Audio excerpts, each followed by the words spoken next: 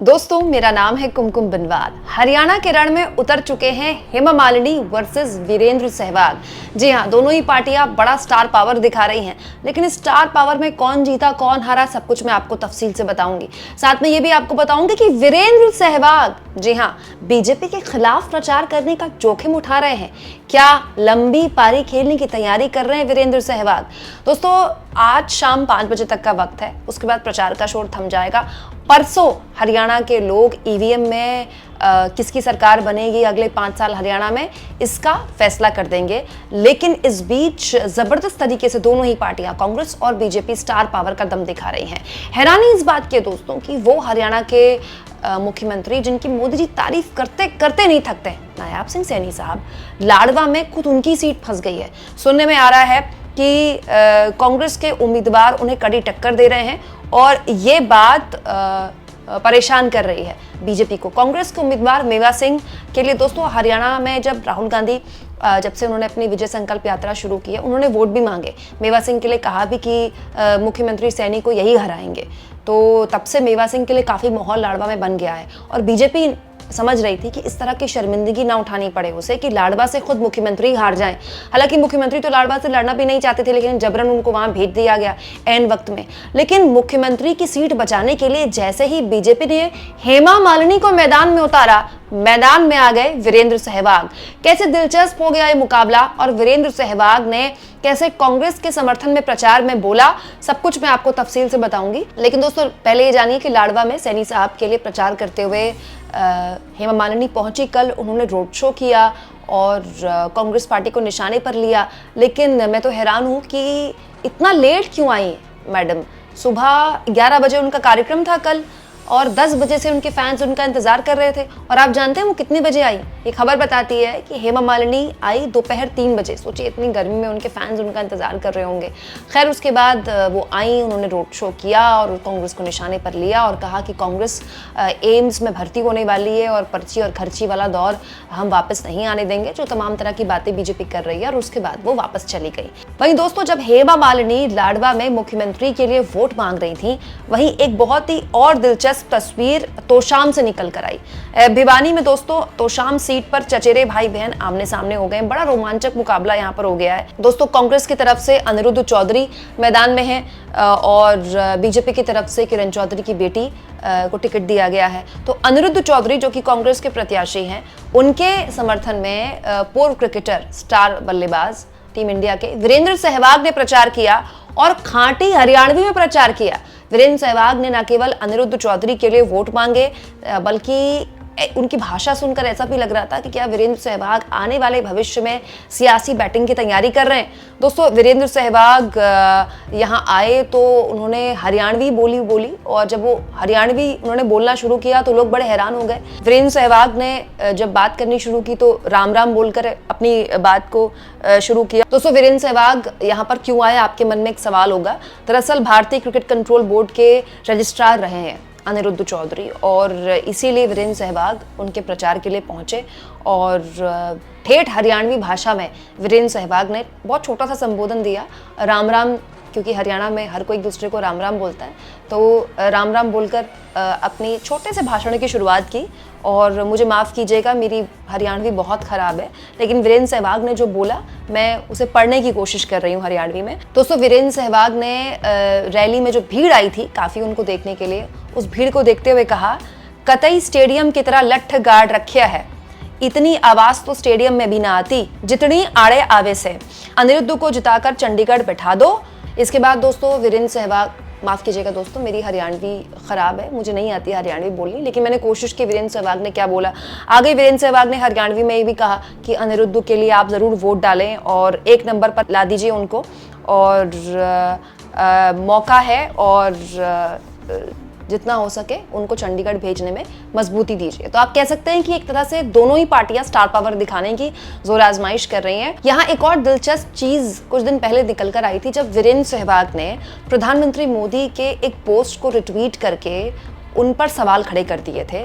Banks में, भारत के सरकारी बैंकों में कितना बढ़िया कामकाज हो रहा है और इन्वेस्टमेंट के लिहाज से कितना बढ़िया ऑप्शन है, इसे लेकर मोदी जी ने कुछ दिन पहले एक पोस्ट किया था, जिसको रिपोस्ट करते हुए उसमें कमेंट किया था वीरेंद्र सहवाग ने, कि कहते हुए कि उनके एक एम्प्लॉय ने आपकी बात सुनकर जो सरकारी बैंक है उनमें उनके शेयर खरीद लिए, लेकिन उनके शेयर डूब गए हैं, मतलब उनका पैसा डूब रहा है। प्रधानमंत्री जी बताइए कि आपकी एडवाइस मानकर उसने सही किया कि गलत किया, कि अब मैं उससे क्या कहूँ। जब वीरेंद्र सहवाग की इसमें ट्रोलिंग हुई तो तुरंत उन्होंने फिर ये डिलीट भी कर दिया। बहुत से लोगों ने आलोचना भी की कि अगर हिम्मत की ही थी सवाल पूछने की तो डिलीट क्यों किया।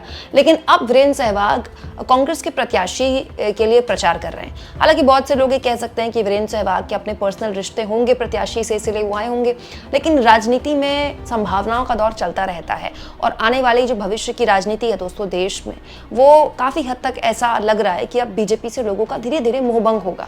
आने वाले कई राज्यों के चुनाव में आप ये होता देखेंगे भी। तो कहीं ऐसा तो नहीं कि वीरेंद्र सहवाग अपने आने वाले भविष्य की तैयारी कर रहे हैं। वैसे मैं तो ये सोच रही हूँ दोस्तों कि बीजेपी ने हेमा मालिनी को बुलाया।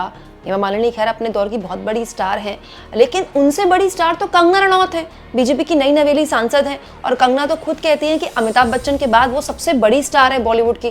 तो कंगना रनौत की रैलियां करवानी चाहिए थी, रोड शो करवाने चाहिए थे। मैं तो कहती हूँ लाडवाई नहीं, कंगना की अगर हरियाणा में 5-6 रैलियां हो जाती तो बीजेपी को बहुत जबरदस्त फायदा होता उसका। लेकिन पता नहीं क्यों कंगना का स्टार पावर बीजेपी ने इस्तेमाल ही नहीं किया। वही दोस्तों स्टार पावर का जिक्र हो ही रहा है तो एक और स्टार कैंडिडेट का मैं चाहती हूँ कि यहाँ पर मैं जिक्र करूँ, इमरान प्रतापगढ़ी।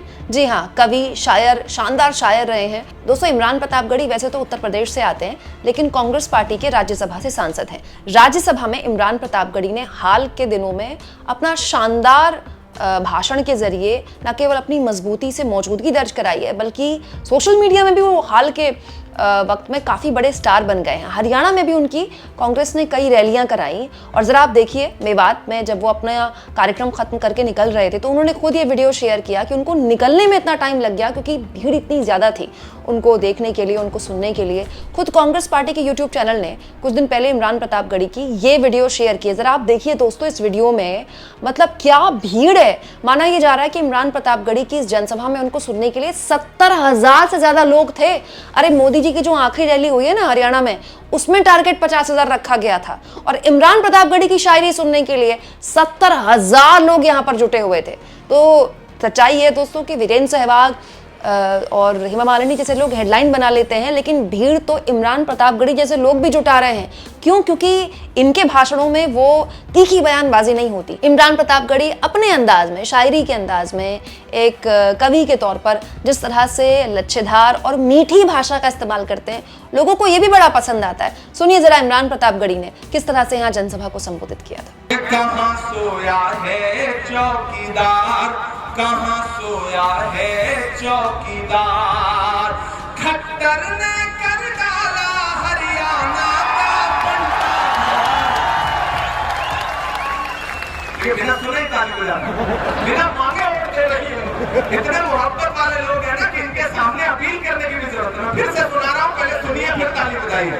कि कहाँ सोया है चौकीदार, कहाँ सोया है चौकीदार, खट्टर ने कर डाला हरियाणा का बंटा धार। कहाँ सोया है चौकीदार, कहाँ सोया है चौकीदार, गैस सिलेंडर की कीमत भी 1,000 के पार।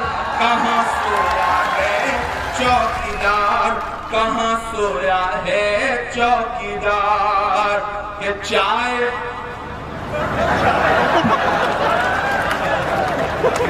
सिर्फ चाय आ जा रही है, आपको स्वाद आ जा रहा है। ये कमाल है हरियाणा का। ये चाय बेचने वाला पूरा भारत बेच रहा है। सही कह रहा हूं कि नहीं कह रहा हूं? सही कह रहा हूं कि नहीं कह रहा हूं? सही कह रहा हूं तो आपकी तालियां तैयार रहे जो मैं कहने जा रहा हूं कि चाय बेचने वाला पूरा भारत बेच रहा है। इसी काम में हासिल उसे महारत बेच रहा है कि रेल बिक गई, तेल बिक गया, बिका हवाई अड्डा। नहीं तो ताली अगली लाइन पे बजा दी। एडवांस पेमेंट चल रहा है, ये मोहब्बत है आपकी, सलाम करता हूँ। अगली जो लाइन आने जा रही है ना, उसमें एक नाम आएगा, वो नाम सुन के आपके दिल में गुदगुदी पैदा होगी, तो उसे तालियों में बदल के उसे दिल्ली तक पहुंचा देना कि रेल बिक गई, तेल बिक गया, बिका हवाई अड्डा। तैयार है ना? कि रेल बिक गई, तेल बिक गया, बिका हवाई अड्डा, सब कुछ बिकता देख के खुश है अपने जेपी नड्डा। कि जनता महंगाई की मारी, जनता महंगाई की मारी करती हाहाकार, कहाँ सोया है चौकीदार, कहाँ सोया है चौकीदार। फिरोजपुर झिरका वालों,